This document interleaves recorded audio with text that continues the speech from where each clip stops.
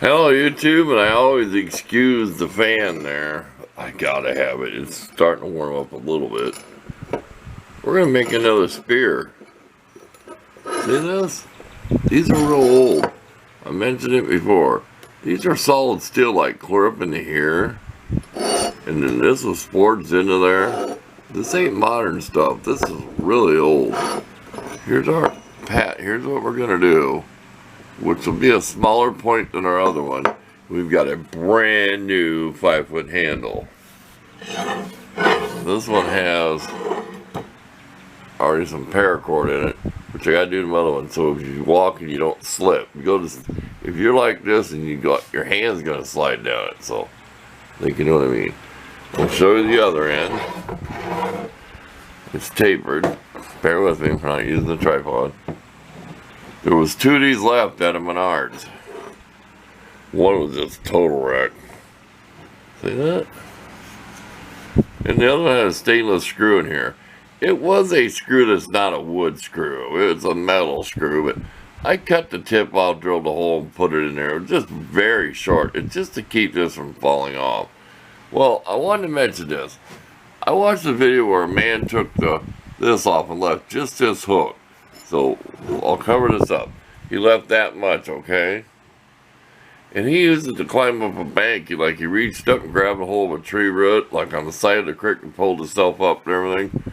Really neat walking stick. And people, some of the nasty comments. I mean, what a neat idea. I mean, you just about could leave it like that and walk along like that. You know, even just like this. You know, you could use this as a walking stick walking along. But that hook thing was really cool. So I would probably leave it with a foot on it. Think about it.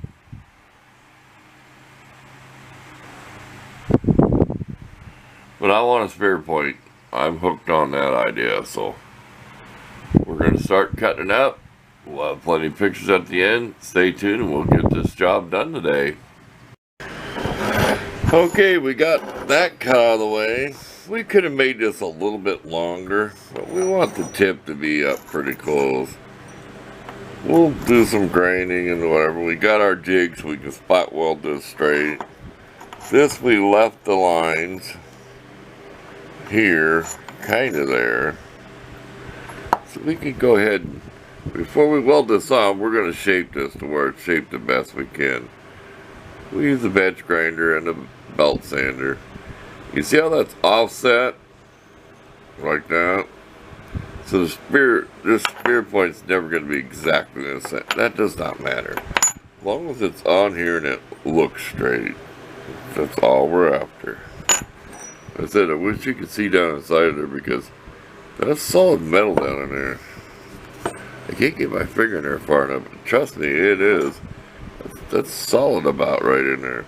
Okay, we're going to strip the paint, do some grinding, and we'll be back when we get ready to fit it up to be welded. It's going to be MIG welded, which is really easy to do.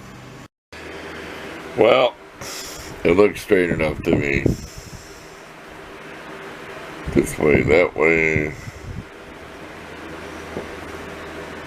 This way. Now, to grind all these spot welds off, and I'm going to do it with a Dremel tool. I'm not going to try to get the big grinder in there. Okay, back to work. Just a quick clip. We're trying to blend these shapes together. Like where that's flat, where this is kind of curved over. We're using we have 5 of them cutter discs together. We've been doing like an X pattern. We always tell you that.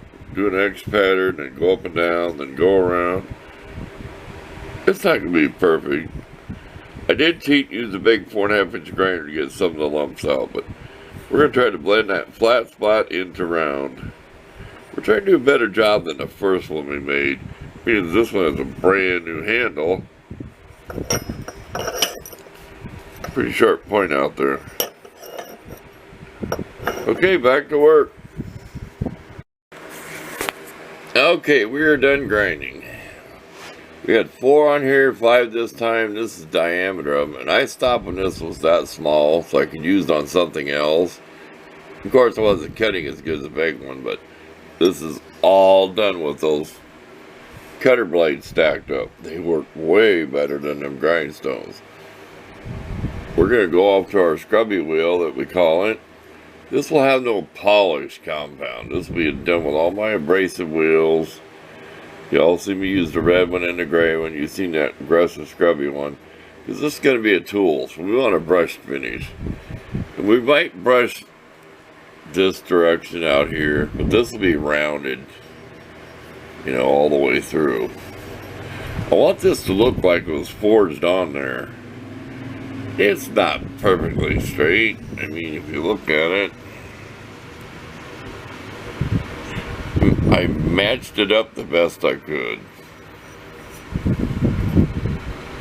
There you go, off to the scrubby wheels. Get all that paint off there. This has been on I don't know how many years. I don't know what brand it is. But we'll clean the inside too when we're done. Okay. We'll be back with it all stripped down and as shiny as we can make it. Okay, we are done. This is all just abrasive wheels. This point is about 2 inches wide, 2 inches long. So that gives you something to go by there, approximate.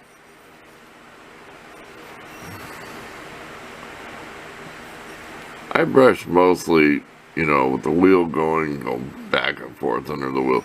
The scrubby wheel I get an angle, because that's how that thing strips paint, is at an angle. So that's the way it works the best. We had enough of the flies. They're bothering me when I'm sitting still here. Okay, look for the pictures at the end, and thanks for watching. We'll put the whole thing together someday. Put it on the wood handle. We're out here, we had enough. Back to the air conditioning.